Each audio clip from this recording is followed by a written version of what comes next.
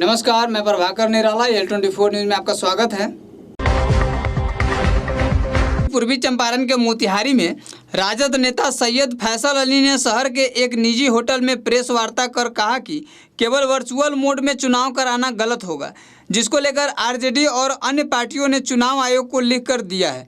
उन्होंने कहा कि जनता परिवर्तन के मूड में है और तेजस्वी यादव को मुख्यमंत्री बनाने से कोई ताकत नहीं रोक सकती है।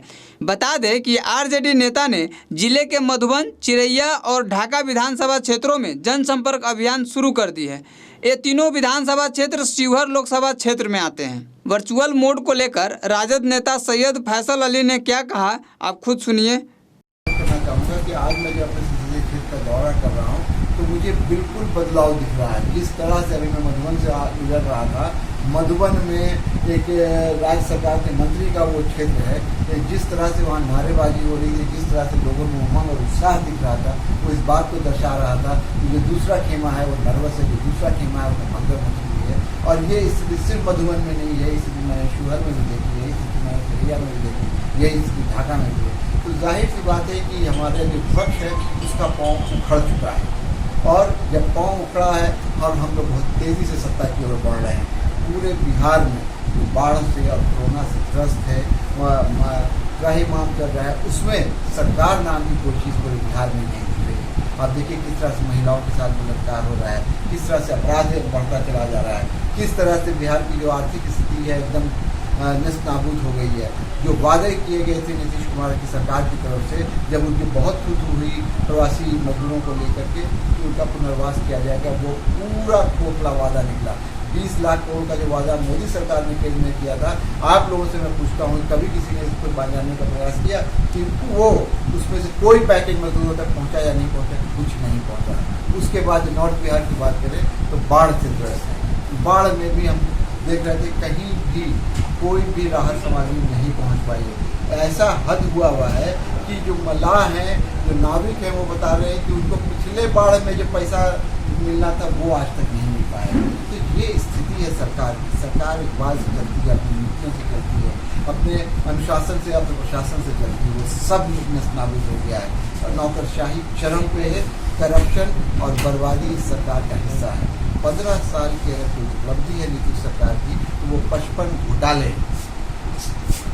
और मीडिया को डरा के धमका करके उनके साथ एक तरह से दुर्व्यवहार करके उनको सच्चाई छापने से, दिखाने से रोका जा रहा है। लेकिन हर अन्याय का अंत जो है होता है, ये अंत अक्टूबर-नवंबर में जनता करके दिखाएगी तेजस्वी यादव को मुख्यमंत्री बनाएगी। मेरी यहाँ मौजूदगी ही इस बात का सबूत है कि हम लोग पूरे तौर पे चुनावी मोड में हैं। सुबह मैं निकला हूँ और शिवहर से होता हुआ, शिवहर, मधुबन, चिरैया, ढाका होता हुआ यहाँ आया हूँ। तो जाहिर सी बात है चुनाव की एक प्रक्रिया शुरू हो गई है जिसमें हम सारे लोग भागीदार हैं। लेकिन जो बात आप कह रहे हैं उसका सवाल जवाब इतना आसान नहीं है। जिस तरह के का विश्वासघात जनता के साथ, प्रजातंत्र के साथ जो सरकार कर रही है और इलेक्शन कमीशन की आड़ लेकर कर रही है, वो बहुत चिंतनीय है।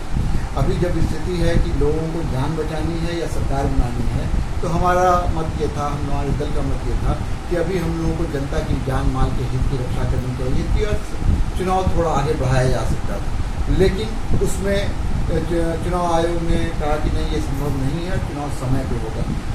एक बात समझ लीजिए कि चुनाव समय पे होगा, ठीक है, लेकिन इस समय पे चुनाव करने की का जो षड्यंत्र है उसके पीछे जो सबसे बड़ा कारण है वो ये है कि जो बड़ी पार्टियां होती हैं, जो देश में राज करने वाली पार्टियां हैं, जो पूंजीपति और साम्यवादियों की पार्टियां हैं, उनके पास संसाधनों की कमी नहीं है।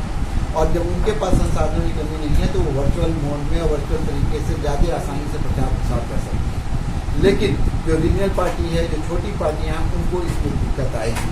जो पूरी तरह से क्षययंत्र है, किसी भी तरह से हम लोगों की आवाज़ गरीबों तक नहीं पहुंच पाए, हमारे मतदाताओं तक नहीं पहुंच पाए और उसका लाभ भारतीय जनता पार्टी गठबंधन उठाए। लेकिन मैं आज आप लोगों के माध्यम से ये स्पष्ट करना चाहता हूं कि आज का जो बिहार का पिछड़ा, दलित और अक़लियत का जो मतदाता है वो पूरे तौर पर जागरूक है, बदलाव की बेयाद तैयार है और उसके बलबूते पर तेजस्वी की बनेगी सरकार, ये भी तय है। तो जितना ये हमारे रास्ते में कांटा बोएंगे, जितना हमारे रास्ते में ये कष्ट पैदा करने की कोशिश करेंगे, जनता इस बात को देख रही है। जनता इस बात को भी देख रही है कि जो पिछड़े दलित और मजदूर की पार्टी है उसको किस तरह से उसके पास आने जाने से रोका जा रहा है। और जब ये रोका जाएगा तो उसका रिएक्शन होगा। आप जानते हैं कि हर एक्शन का एक अपोजिट एंड इक्वल रिएक्शन होता है, तो रिएक्शन होगा। और हम लोग भी अपने बलबूते पे जितना सामर्थ्य है उतना हम लोग प्रयास करके अपने मतदाताओं तक पहुँचने का प्रयास करेंगे। और उसी कड़ी में मैं आज निकला हूँ अपने संसदीय क्षेत्र के सारे प्रखंडों का दौरा करते हुए यहाँ तक पहुँचा हूँ। आप लोगों का चुनाव प्रचार का मोड क्या होगा? वर्चुअल होगा या जनसंपर्क होगा? देखिए, वर्चुअल भी होगा और जनसंपर्क भी होगा। हम लोग इस बात का ही प्रयास करेंगे, चुनाव आयोग को हम लोगों ने चिट्ठियाँ लिखी हैं और दूसरी पार्टी ने भी चिट्ठी लिखी है कि सिर्फ वर्चुअल मोड पे अगर आप चुनाव कीजिएगा तो इस चुनाव का ये एकदम फार्सिकल चुनाव होगा, ये एक तरह से चुनाव के साथ मजाक होगा। तो ये नहीं होना चाहिए, इसलिए कि चुनाव जो है पूरे भारत के गणतंत्र का एक बहुत अभूतपूर्व त्यौहार होता है जिसमें गांव घर के हर आदमी की सहभागिता होती है। अगर आप वर्चुअल मोड से चुनाव कीजिएगा तो जब स्थिति ये है कि इंटरनेट हर जगह है नहीं, और जहाँ है वहाँ 1 GB और 2 GB डाटा से लोग काम चलाते हैं। कौन आपका कैंपेन मटेरियल को डाउनलोड करेगा, देखेगा और आप तक कैसे उन तक पहुँचेगा? तो ये स्थिति है। तो इसका भी रिएक्शन, इसका भी लाभ हम लोगों को मिलेगा। लेकिन हाँ, हम लोग भी पूरा प्रयास कर रहे हैं कि वर्चुअल मोड और जनसंपर्क के आधार पे हम लोग जनता के सामने अपनी बातों को रख सकें, ज़्यादा से ज़्यादा।